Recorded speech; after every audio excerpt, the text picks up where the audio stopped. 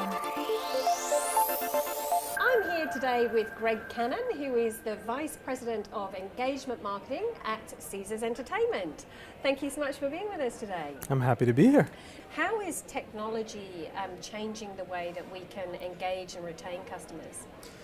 Well, I think there's a common theme running here with your questions and all of the conversations we've been having today, which is really about engagement. So I mentioned earlier that our typical customer that might not be enrolled in our loyalty program as of yet, but many who are as well, tend to visit us about every year to 15 months. Just like any other product that's a very large purchase, those purchases probably don't occur all too often. So how do you engage with those customers? Even the ones that are in your loyalty program that have so many options, how do you engage with them and keep that communication going and stay top of mind? There's lots of tools and platforms today that existed hadn't in the past. It used to be, AAA would send out a guide, through physical mail, and J&R Music World or Victoria's Secret sent out catalogs, right? And none of those today do that anymore. Victoria's Secret just recently announced no more catalogs, which is pretty substantial, because they have more relevant and frankly efficient tools that exist today. Facebook has been tremendous for us. I know they say millennials are not quite as active on Facebook as much as some of the other channels, but I don't necessarily agree with that.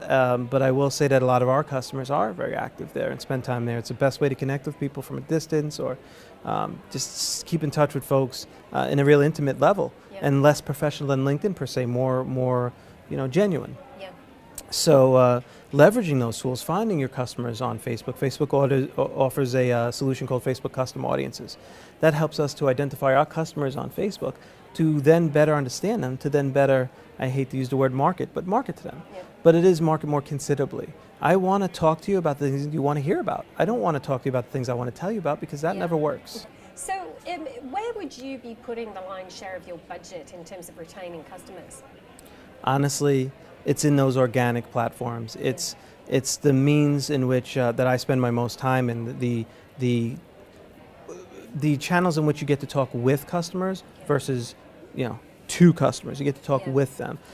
So in our case, a big category is ratings and reviews. So in the US, TripAdvisor and Yelp and Google and plenty others play very prominently in the area of ratings and reviews, where folks can really just leave feedback, positive or negative. And I adamantly believe that folks should follow suit, as we have, in investing in teams and people who understand and appreciate those platforms and understand how folks interact with those platforms and can engage with them. And same goes for social media. As I mentioned a moment ago, companies should really be thoughtful about all the noise that's out there and where they want to play. There are some platforms we're not very active in. They just don't make sense for our product, our brand. And when folks try, that desperation I talked about earlier comes through. So where I would invest is in those more organic, more growing platforms. Content marketing is another big one for us. That's one of our major focuses, and I believe passionately. I have a fantastic team that really think about users and guests and just people and what they want to know about. It's very, very expensive and in some cases inefficient to bid on every term that's very saturated. In our case, in Vegas, for example, Las Vegas resorts, Las Vegas entertainment. Tons of people are there. It's expensive, it's inefficient. But when we talk about the example I gave, 3 steps to smoking cigarettes and enjoying your drinks like a boss, right? That's authentic, right? That's genuine. And maybe a bit of long tail, but you do enough of it and you do it well. You create this authentic voice that people can relate to. It doesn't seem like you're overly trying to sell something, because you're not. You're actually trying to help. Hopefully they enjoy that in the context of your product, because you've earned that credibility with them. But frankly, investing in content approaches, content marketing, the right partnerships, the right platforms, the right networks is pivotal, and those are the things that we spend most of our time and frankly in investments on. Lastly, I wanted to ask you about conversion rates, because I know that you have had the most incredible conversion rates and you're amazing at optimizing your conversion rates. Are there any magic tips or tricks that you can share with us in terms of how we would go about really looking at our conversions? I know this sounds scary. I talk to a lot of senior level folks who are either excited about it but work for people who find it scary, or folks that are just not ready. But ultimately, listen to your audience.